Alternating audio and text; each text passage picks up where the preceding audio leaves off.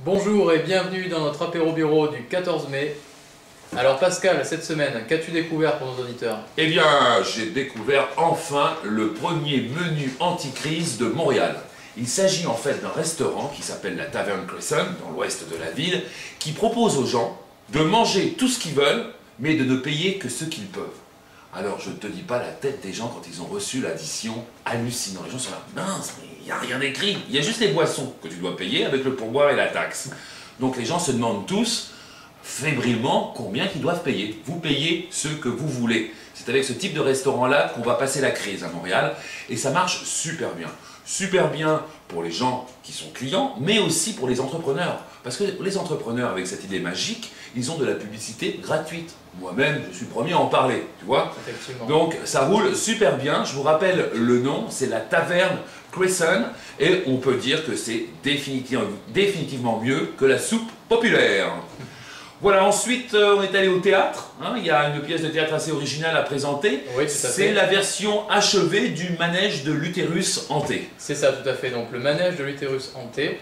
Donc c'est un spectacle de danse contemporaine avec donc vous avez de la danse, vous avez de la musique, c'est du pop rock japonais.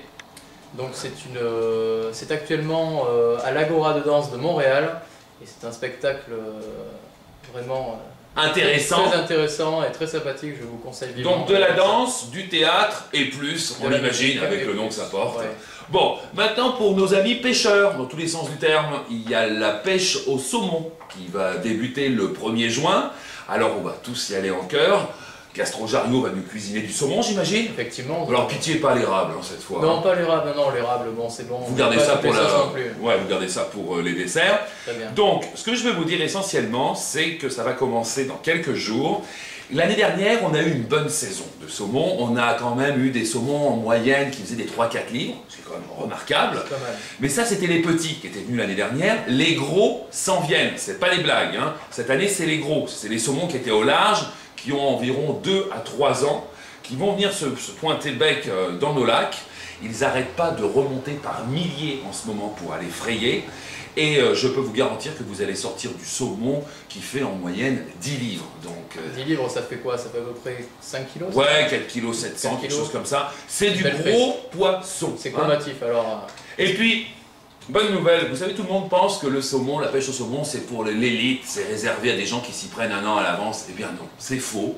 Vous pouvez réserver à tout instant votre place pour aller pêcher du saumon au Québec. Puis en plus, cette année, je vous le dis, il y en aura encore plus du saumon, parce que les Américains, ils ne viendront pas. Comme c'est la crise, il y a des Américains en moins, donc à nous les saumons. À nous les saumons. Bon, maintenant, j'ai aussi une destination un peu weird qui s'appelle Slab City. Alors, si vous voulez quelque chose de très nouveau, qui vous coûtera pratiquement rien, vous allez à Slab City. J'ai découvert ça dans le journal de la presse du samedi, où vous vous présentez, vous prenez l'autoroute 111 et vous arrivez au bout de rien. C'est un village avec des caravanes, les clôtures sont montées avec des fuselages d'avions, sur les poteaux vous avez des roues qui brillent au soleil. Bref, il n'y a pas de commerce dans ce village-là, donc vos enfants ne dépenseront rien. Et puis, c'est une belle leçon d'humilité. Je pense d'aller faire un petit tour là-bas. Je vous rappelle le nom, c'est Slab City. Ça ressemble, paraît-il, à un terrain de camping qui se relève d'une guerre nucléaire. Vous voyez un peu le décor? Effectivement, oui. Bon, ça n'a pas l'air de vous tenter beaucoup. Pas vraiment, mais pourquoi pas. Plus drôle, il y a le Vélib qui s'est installé à Montréal. Portière d'automobile, il faut dire que les gens ne sont pas habitués toujours à conduire Oui, mais avec Pascal, le vélo. à partir du 12 mai, c'est une période de rodage pour le Vélib. Ouais. Donc, Rodage pour moi aussi. Bref, le Vélib, c'est quand même pas mal. Tu nous en parles au niveau des tarifs? alors, donc le Vélib ici, ça s'appellera le Bixi sur Montréal. Donc vous payerez 78 $ par an, ou encore 28 $ par mois, 5 $ pour 24 heures. Mais si vous êtes rapide, les 30 premières minutes sont gratuites. Donc en fait, vous pouvez Ça peut circuler être gratuitement en vélo. Voilà, donc les prix ne sont pas forcément donnés, mais vous pouvez aussi aller sur le site Kijiji et vous trouver un vélo d'occasion, comme Monsieur Lalaounis, caméraman, et moi-même avons trouvé pour la modeste somme de entre 30 et 50 $. C'est pas cher. Voilà, pour faire la concurrence à la ville. Bah, il y a aussi d'autres concurrents à côté des stations de vélo, il y a des clochards. Et lorsque Ouais. j'y suis allé pour m'informer, il y a un clochard qui m'a proposé un tour de l'île pour 20 $ ou Ah oui. 2 packs de bière. Alors c'est sûr que c'est un petit peu plus odorant comme tournée, mais ça peut être intéressant et puis bon, vous aidez les gens du Québec. Mine de Donc rien. les robinets du Québec font la Il concurrence. y a le Vélib robineux, effectivement, Vélib D'accord. clochard qui vient de sortir. pourquoi pas. Maintenant, on va passer aux choses sérieuses. Le travail, c'est important, et j'ai identifié pour vous quelques belles opportunités. Alors, pour commencer, retour à la campagne. Et oui, on recherche au Québec des gens qui sont prêts à s'installer avec des troupeaux de vaches entre 30 et 40 vaches. Mais pas n'importe quelle vache. On veut de la vache canadienne. Parce que la vache canadienne a été concurrencée par une autre vache qui était beaucoup plus productive. Une vache à cash, en quelque sorte. Donc là, ce qui se passe, et ça vient de Charlevoix, les gens de Charlevoix ont décidé de repeupler un petit peu cette région, et ils ont sorti un fromage qui s'appelle le 1608. Un fromage qui est fait avec du lait de vache canadienne. Eh bien, figurez-vous que ça a beaucoup piqué la curiosité des gens, leur sensibilité aussi, et depuis, ils n'arrivent plus à fournir de fromage. On a besoin de lait. Alors, les fromagers vous invitent à venir vous installer à côté de chez eux, avec vos vaches, et leur vendre du lait. Et en plus, ils vous achètent le lait 10 cents plus cher qu'ailleurs. C'est pas rien. Et la business est garantie. Donc voilà, vous avez l'information.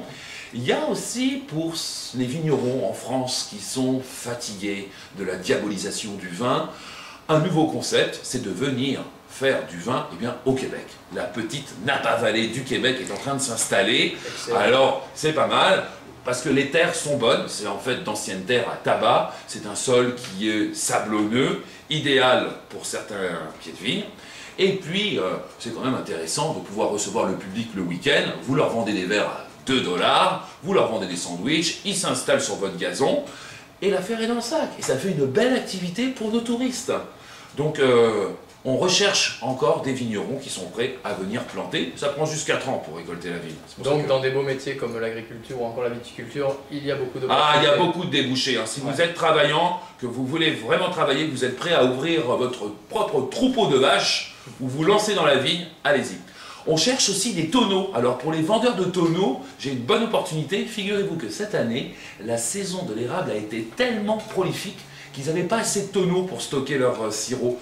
Donc ils cherchent des tonneaux de partout. Ils sont même rendus à prendre les tonneaux de l'année dernière. C'est pas très propre, mais bon. J'espère qu'ils vont baisser un petit peu le cours de l'érable, parce que c'est quand même pas donné à l'heure actuelle. Non, effectivement. Bon, pour ceux qui sont frileux, qui n'ont pas envie de faire des tonneaux, garder des vaches ou faire de la vigne, il y a toujours de la job dans le domaine de la banque et de la finance. On recherche plus de 3000 personnes, donc n'hésitez pas, dans tous les domaines de l'assurance et de la finance, on propose des emplois. Et pour finir, le cloud computing. Alors, excusez pour la prononciation, le cloud computing, ça veut dire en fait l'informatique dans les nuages, donc l'informatique dématérialisée. Ça, c'est une nouvelle tendance qui est superbe pour les entreprises, puisque ça leur permet à moindre frais d'avoir accès à tous ces logiciels, sans devoir payer l'installation, le personnel, etc.